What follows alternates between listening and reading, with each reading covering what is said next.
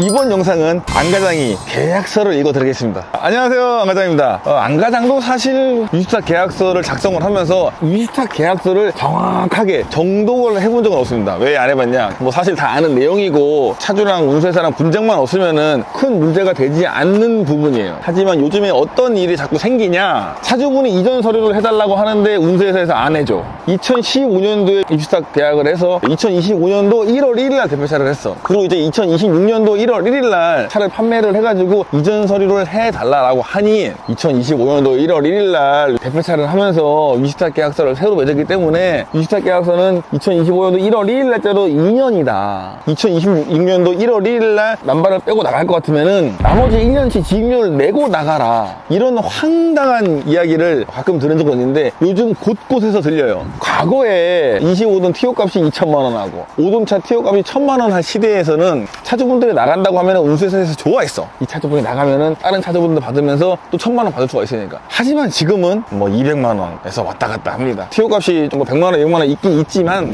번호판을 등록을 하려고 차주분들이 줄 서 있진 않아. 공티오가 더 많고 남발을 등록할 차주가 별로 없다, 요즘에. 그렇기 때문에 운수회사 입장에서는 안 나가고 계속 지입료를 냈으면 좋겠는 거지. 그러면 차주분이 나간다고 하면 이전 서류를 해줘야지. 이렇게 안 해주고 버티는 운수회사들이 있어가지고 제가 이번 영상을 촬영하게 됐습니다. 위탁 관리 계약서를 중요한 부분만 한번 제가 읽어드릴게요. 첫 번째 기본 원칙에 보면은 가장 중요한 말이 있어요. 과거에는 우리가 위탁 계약서를 보면은 운수회사, 갑, 위탁 사주, 을 이렇게 돼 있는 경우가 많았는데 지금 표준 위탁 계약서를 보니까 운수회사나 차주나 상호 대등한 입장에서 계약을 하자. 서로 이득이 있게. 차주분들은 개별 넘버 구매하는 비용이 부담이 되니까 운수회사에다가 이제 월세를 내면서 지입을 합니다. 그러면은 지입료 받는 운수회사도 입장이고, 차주분들도 목돈이 없으니까 임대나 한번 쓰는 거 아니에요. 그럼 차주분들도 운수회사 피해 안 가게, 운수회사도 차주분들한테 피해 안 가게 상호 대등한 입장에서 위탁 계약서를 쓰자. 차량을 이전하면은 운수회사 명의로 된다고 해서 갑질하지 말자. 요즘이 어떤 시대예요? 갑질하면 정말로 안 되는 시대예요. 아무리 경기가 안 좋고 힘들어도 운수회사가 힘들겠습니까? 차주분들이 더 힘들지. 그래서 이제 보면은 갑이랑 을이라는 단어가 없어요. 그리고 두 번째 보시면 이제 현물 출자를 꼭 해줘라 라는 얘기가 있어요. 현물 출자가 뭐냐, 부동산의 등기부등본을 떼보면은 저당이 잡혀있고 뭐 압류가 있고 여기에 누가 살고 있고 알 수 있듯이 화물차도 마찬가지예요. 화물차도 영업용 번호판에 자동차 등록 업무를 발급을 해보면은 인터넷으로 하면은 무료고 등록서 방문하시면 300원입니다. 맨 마지막에 적혀 있어요. 이 차량은 현물 출자 차주가 홍길동이다. 이렇게 등재를 하게끔 되어 있습니다. 왜 현물 출자 등재를 하냐? 법인 명의로 되니까 법인에서 몰래 막 대출을 하고 할 수가 있단 말이에요. 그럼 대출해주는 입장에서 보면은 이 차는 법인 차가 아니라 따로 차주가 있네 라는 걸 알 수가 있기 때문에 현물 출자를 요즘에는 한 90% 이상 하시는 것 같아요. 차주분들도 해달라고 하고 운수회사에서도 뭐 안 해주는 이유가 없죠. 임대 넘버를 등록을 하면서 유가보조금을 타려면 몇 가지가 맞아야 돼요. 영업용 번호판을 등록을 해야지 유가보조금을 탈 수가 있고, 내가 취득세를 내야지 유가보조금을 탈 수가 있고, 취득세 낸 사람이 현물출자가 돼 있는 거야. 현물출자가 돼 있다라는 거는 취득세를 냈다라는 거야. 확인하기가 편하죠. 등록번호만 떼보면은 이 사람이 취득세를 냈구나 알 수가 있는 거예요. 과거에는 세무과에 물어보고 취득세가 냈냐 안 냈냐 확인을 했어야 되는데 지금은 현물출자자만 보면은 취득세가 누가 냈는지 알 수가 있다. 또 네 번째 사업자, 현물출자한 사람이 사업자가 내져 있냐 라는 것도 확인해야 되고, 그 다음에 이 차량 앞으로 운전한 기사가 등록이 되어 있냐, 이렇게 맞아야지 유가보조금을 주기 때문에 현물출자는 기본적으로 이제 운수회사에서 많이 하죠. 자, 그리고 계약 기간 및 갱신이라는 게 있어요. 이게 가장 중요하죠. 이것 때문에 지금 70일이 많은데, 체결일로부터 2년이다. 그리고 특이사항 없으면은 그냥 연장이 된다. 내가 대표차를 한 시점이 위탁 계약 체결일로 볼 거냐, 아니면 내가 유가보조금을 탄 순간부터, 내가 사업자를 낸 순간부터 위탁 체결일을 볼 거냐, 이게 가장 중요한 거예요. 대표차를 따라고 해가지고 그 시점부터 위탁 체결한 날짜냐? 아니에요.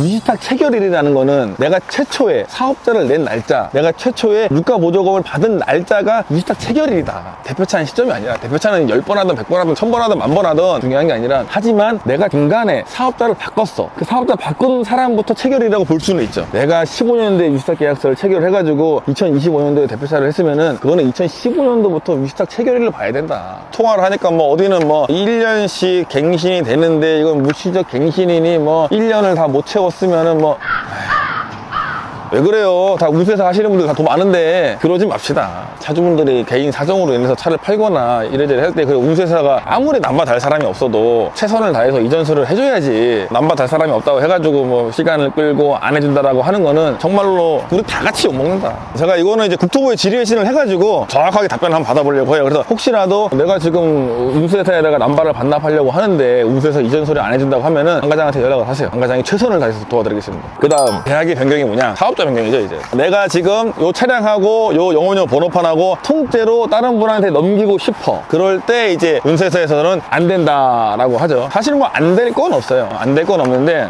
왜 안 된다고 하냐? 대부분의 회사에서는 부부 간에는 그냥 해줍니다. 근데 하지만 타인한테 양도를 할 때는 사업자 변경 안 해준다.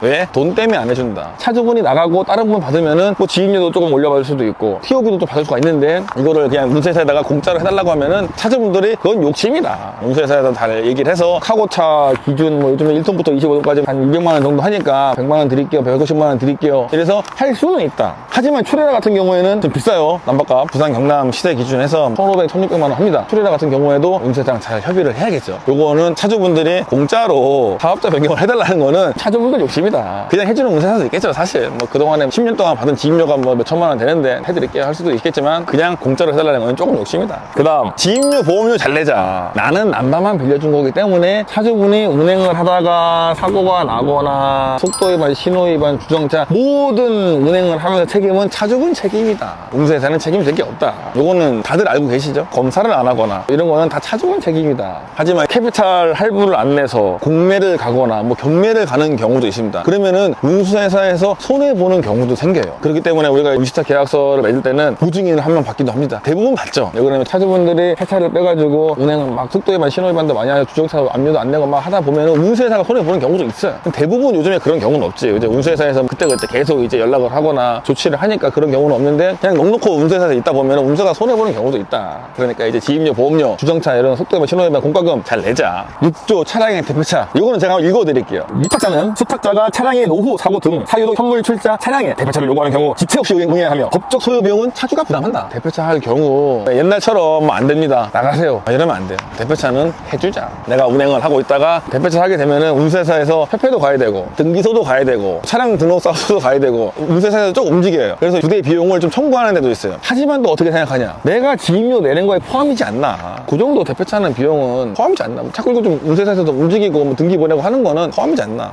하지만 비슷하게 써 있습니다. 그 다음 적재물 보험 알려드릴게요. 차주분한테 제가 항상 물어봅니다. 적재물 보험 얼마짜리 가입하실 거예요? 물어보면은 남들은 얼마만큼 해요? 그래서 뭐 1억 합니다, 2억 합니다 하면은 그냥 남들 하나만큼 해주세요 라고 하시는 분들이 많아요. 적재물 보험은 좀 저렴합니다. 1년 단위로 보면은. 그렇게 하면 안 돼. 서로 책임을 회피하는 거야. 차주분이 내 차에 보험이 얼마 들어있는지는 알고 운행을 하셔야 된다. 대물이 얼마 들어가 있는지, 대인이 얼마 들어가 있는지, 적재물 보험이 얼마가 들어가 있는지, 자부담이 얼마가 들어가 있는지는 차주분들이 그 정도는 인지를 하고 운행을 하셔야 돼요. 왜 그러냐면은 내가 적재물 보험을 1억짜리 가입을 해놨는데 내가 배차를 받아가지고 짐을 실으러 갔어. 반도체, 장비, 핸드폰을 막 실어. 그러면은 뭐 5억짜리야. 요즘에는 화주가 안 실어줍니다. 적재물 보험 영수증 5억짜리 주세요 막 이렇게 하는데 차주분도 나도 알고 있어야 된다. 그래서 어떻게 하면 되냐? 나는 싼 거만 싣고 다닌다, 1억짜리만 싣고 다닌다 하면은 1억짜리 가입을 해놨다가 내일 내가 5억짜리 실을 일이 있어. 그러면은 운수회사에 전화하거나 보험회사에 전화해가지고 적재물 보험 내일 하루만 좀 5억짜리를 올려주세요. 그러면은 추가 비용 내고 하루만 5억짜리를 올리면 돼요. 불안해해 가면서 운전을 하시지 말고 적재물 보험은 하루만 올려달라고 하면은 돈 얼마 안 합니다.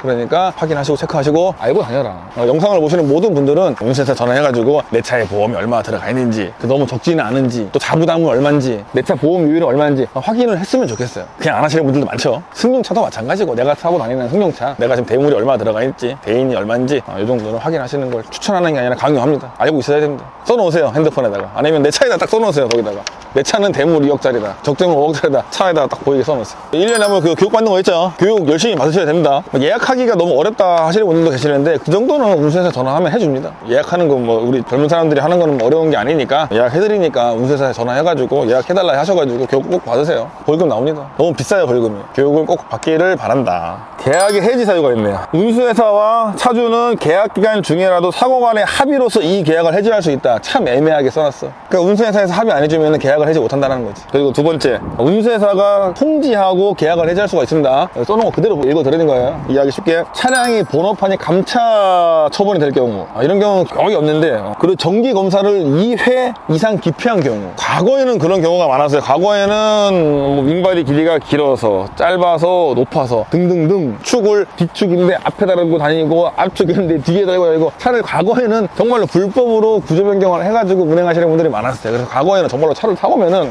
야, 검사가 안 돼, 이런 경우가 많은데 요즘에는 이런 경우가 없죠. 6개월마다 한번 검사니까 검사를 하세요. 검사는 요즘에는 앞으로 2달, 뒤로 1달 기간이 많기 때문에 검사할 수 있는 시간이 많습니다. 그리고 이제 화물차는 검사할 때 TS 교통환경본단이라고 있는데 거기 가서 하면 안 돼. 개인이 하는 데 가서 해야 됩니다. 그리고 노후된 화물차는 더 안 되고, 노후된 화물차를 거기 TS 적혀있는 데 가서 검사를 하려고 하면은 정말로 까다롭고, 거기서 그냥 차라리 오지 말라 합니다. 2회 이상 안 하는 거는 뭐 운행을 안 한다거나 뭐가 있다, 차주가 문제가 있다, 검사는 꼭 하셔라. 내가 임대 넘버를 쓰면은 너무 큰 걱정을 안 하셔도 돼요. 요즘에는 운수회사 마음대로 차주분들 차를 팔아먹거나 대출을 하거나 할 수는 없습니다. 그리고 혹시라도 운수회사에서 번호판을 다른 운수회사로 판매를 할 때는 차주분의 동의를 구해야, 차주분의 인감 동의서, 현물주체 차량에 인감하고 동의서가 들어가야지 양도양수가 됩니다. 하지만 이제 법인을 통째로 뭐 대표자 변경할 때는 차주분들은 뭐 그대로 가니까, 보험료를 다 따라가니까 차주분들한테 통보할 필요는 없는데, 만약에 내가 100대짜리 회사에서 50대를 운수회사를 나눈다, 아니면은 뭐 증여를 한다, 상속을 한다, 매도를 한다 할 때는 차주분들의 인감하고 동의서가 필요합니다. 그렇기 때문에 너무 걱정 안 하셔도 된다, 그런 내용이 있고, 지금 뭐 사실 번호판을 매매하시는 분들이나 운수회사나 차주분들이나 위탁 계약서 이렇게 꼼꼼하게 읽어보시는 분들이 잘 없을 거예요. 저 안가장도 사실 10년 넘게 일을 했지만 이렇게 꼼꼼하게 본 적은 없어요. 그리고 또 운수회사마다 또 받는 위탁 계약서가 다 달라. 하지만 이제 요거는 이제 협회에서 준 표준 위탁 계약서니까 기본적으로 요 정도는 알고 나서 이제 위탁 계약서를 체결하면 돼요. 사실 뭐 임대남바 쓰고 있다가 차를 팔거나 사업을 접으면은 뭐 반납하고 이런 경우가 대부분이었으니까 그때까지는 이제 큰 문제가 안 생겼는데, 앞으로는 은퇴하시는 분들보다 신규로 진입하시는 분들이 없으면은 부동산도 영원 권리금 시대, 뭐 마이너스 권리금 시대라고 하는 것처럼 우리 업에도 이렇게 불황이 오지 않나. 그럴 때는 안 과장이 최근에 말씀드렸던 이전 서류를 안 해주는 운수회사가 종종 좀 생길 것 같아요. 그래서 안 과장이 좀 높아심에 위탁 계약서를 한번 읽어봤습니다. 안 과장도 운수회사를 하고 있고, 안 과장도 개별 넘버 가지고 있고, 매매도 하고, 제가 때로는 차주 입장이기도 하고, 뭐 때로는 운수회사 입장이기도 하고 하지만, 이전 서류 안 해주는 건 앞으로 더 많아지면은 힘들다. 그래서 자꾸 이제 차주분들이 국토부나 물류신고센터나 자꾸 시청이나 도청이나 태나 이런 데 민원을 넣다 보면은 운수회사 하시는 분들이 다 같이 욕먹기 때문에 너무 갑질을 하지 말자. 그러면 이제 구독, 좋아요 눌러주시고 또 다음 영상에서 만나요.